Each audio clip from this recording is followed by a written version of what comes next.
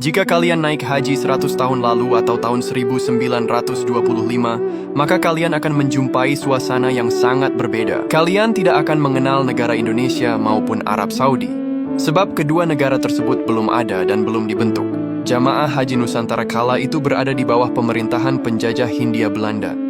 Di masa itu belum ada Kementerian Agama yang khusus mengurusi ibadah haji. Apabila ada umat Islam yang ingin berangkat ke Tanah Suci, mereka harus mendaftar melalui embarkasi pelabuhan-pelabuhan Hindia Belanda. Layanan transportasi yang tersedia diantaranya kapal-kapal kongsi 3. Menurut data sejarah, total jamaah haji Indonesia di masa itu sekitar 10.000 orang dan tidak perlu antri puluhan tahun untuk bisa berangkat. Jauh sebelum kemerdekaan Indonesia, para jemaah haji bertolak ke Tanah Suci menggunakan kapal uap selama sekitar 25 hari. Di masa ini lebih cepat dibanding masa sebelumnya yang menempuh perjalanan hingga 2 bulan. Mereka ada yang berangkat sejak bulan Rajab, dengan total perjalanan dari keberangkatan hingga kepulangan bisa sampai 6 bulan lamanya. Beberapa kloter terakhir haji baru berangkat dari Hindia Belanda pada bulan Sya'ban atau awal Ramadan. Dan kadang kapal haji baru berlabuh di Jeddah ketika memasuki bulan Ramadan atau selambatnya bulan Syawal.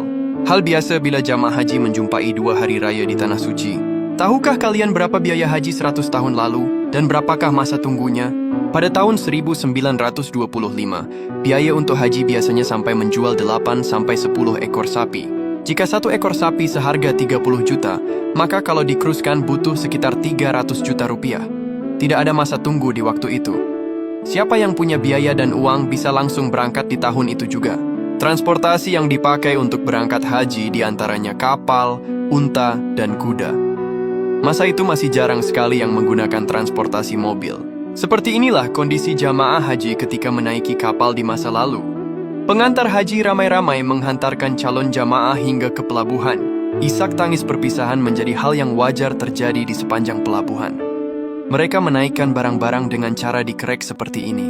Jemaah haji berangkat dari pelabuhan haji di Indonesia menggunakan kapal haji milik 3 buah perusahaan pelayaran Belanda, masing-masing yaitu Nederland, Rotterdamsche, dan Oceaan Maatschappij. Kapal ini akan berlayar sekitar 25 hari hingga sampai di Jeddah, dan masa perjalanan haji di masa itu bisa mencapai 6 bulan sampai pulang ke tanah air.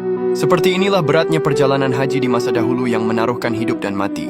Di masa Hindia Belanda, fasilitas haji di kapal kongsi 3 sangatlah terbatas. Tempat tidur benar-benar jauh dari kata layak. Selama perjalanan haji di kapal, mereka hanya diberi makan nasi sehari 2 kali dengan lauk ikan asin atau cabai-cabayan. Minumnya hanya air putih atau terkadang kopi. Karena lamanya masa perjalanan hingga memakan waktu berbulan-bulan, banyak jamaah haji Indonesia yang terkena penyakit menular dan meninggal di atas kapal. Jasad orang yang meninggal tidak bisa disimpan di kapal karena takut menularkan kepada yang masih hidup. Akhirnya mereka dikuburkan dengan cara diceburkan ke dalam laut. Di Tanah Suci juga banyak yang wafat di sana karena ekstrimnya cuaca di Makkah dan Madinah. Dari 1.000 orang yang berangkat, mungkin hanya tersisa sekitar 600 orang saja yang berhasil menyelesaikan ibadah haji hingga pulang ke rumah. Sungguh berat sekali ujian orang berhaji di masa lalu. Ya Allah, semoga Engkau memudahkan kami semua untuk bisa berhaji dan umroh ke Tanah Suci. Amin.